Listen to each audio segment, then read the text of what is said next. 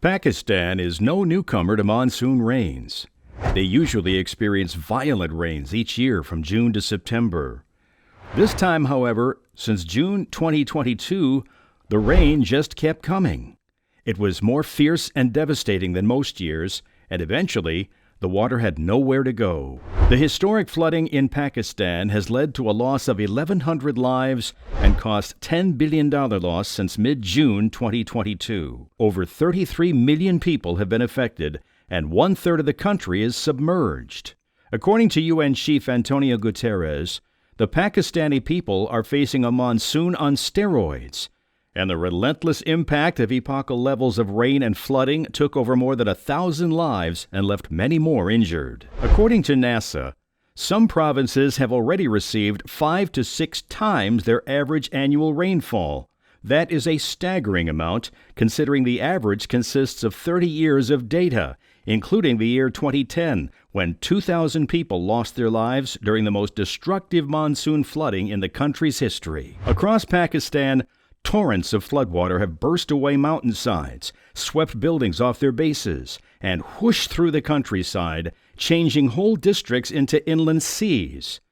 The population has already shrunk by 1,100, and more than 1 million homes have been damaged or destroyed.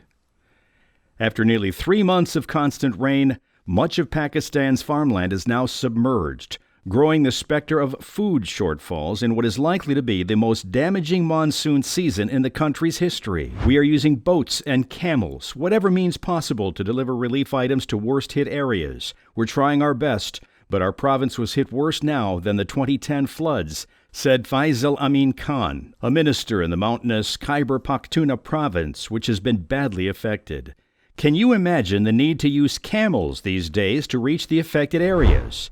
Do you have an idea on how to help the Pakistani people?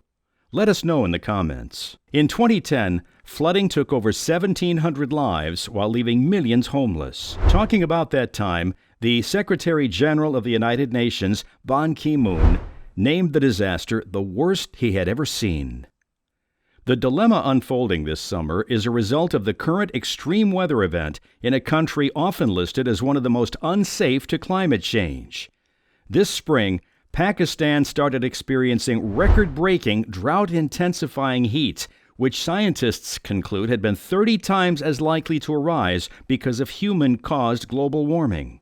Now, much of the country is underwater. By the way, if you are interested in heavy rain and flooding, let us know in the comments which flood to cover next, and make sure to hit the subscribe button on your way down. While scientists can't say how much the current rainfall and flooding may have been worsened by climate change, researchers agree that global warming in South Asia and elsewhere are increasing the likelihood of severe rain.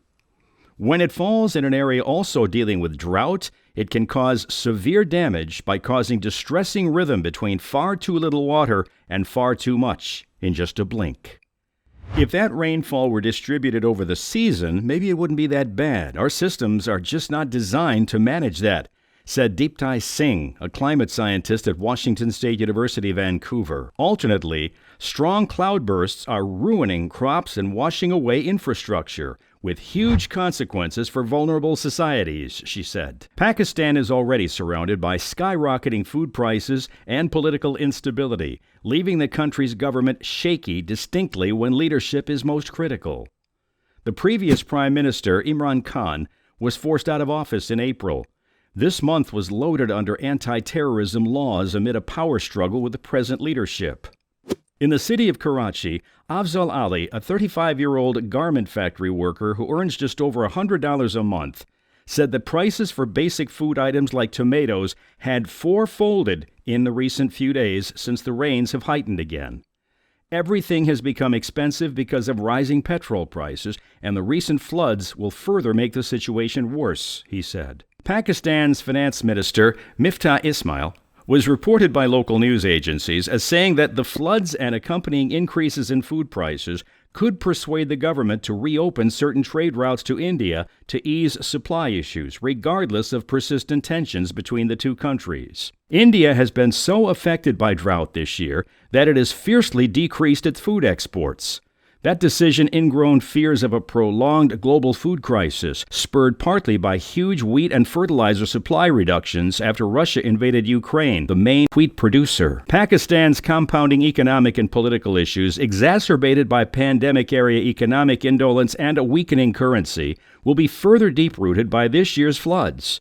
The country's planning minister, Ahsan Iqbal, said he assumed damages of more than $10 billion and that it would take a decade for the nation to rebuild. Pakistan's climate change minister, Sherry Rehman, called the flooding a climate-induced humanitarian crisis of epic proportions and appealed for international aid.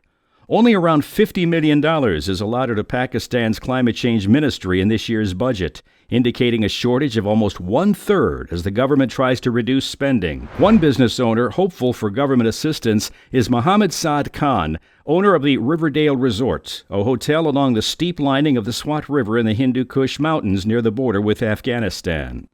Over the weekend, the hotel's parking lot and section of its main building were blown away. The river flow was so high that the water burst into the rooms, even though the hotel is constructed far away from the river at a height, he said, and we were actually the lucky ones.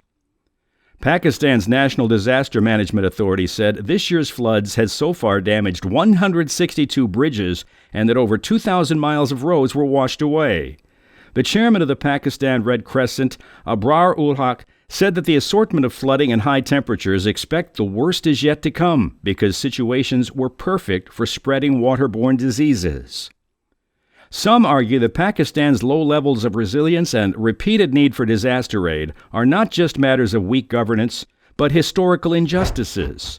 A long-running argument over the obligations of rich, polluting nations to help poor, developing countries deal with climate change has become a sticking point in global climate consultations. Countries like Pakistan are less industrialized than rich nations like the United States or Britain, which colonized Pakistan. As a result, Pakistan and other countries have emitted only a tiny fraction of the greenhouse gases that are warming the world over time. Yet they suffer excessive damage and are expected to pay for expensive modernization to limit their current pollution. What is your opinion on this? Any flood assistance given should not be seen as aid, but fairly as reparations for injustices collected over the past few centuries. The summer monsoon is the base of life in South Asia.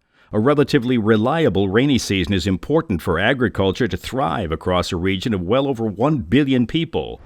But scientists expect these seasonal rains to come down in dangerous, unpredictable bursts as the planet continues to heat up, largely because warmer air holds more moisture. When the right atmospheric factors generate heavy precipitation, there is more water available to fall from the clouds than before greenhouse gas emissions started warming the planet, said Noah S. Diffenbaugh, a climate scientist at Stanford University who has studied the South Asian monsoon. This is true, although average precipitation at the height of the rainy season over central India, which scientists named the monsoon core, declined somewhat between 1951 and 2011.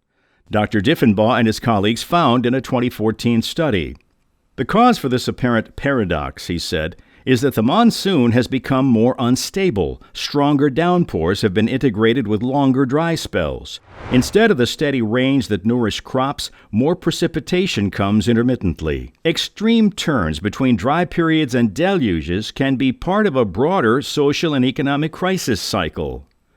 The floods are devastating, yes, and affect a lot of people in a short time. But drought, food security, and inflation are climate-related disasters playing out broadly before, during,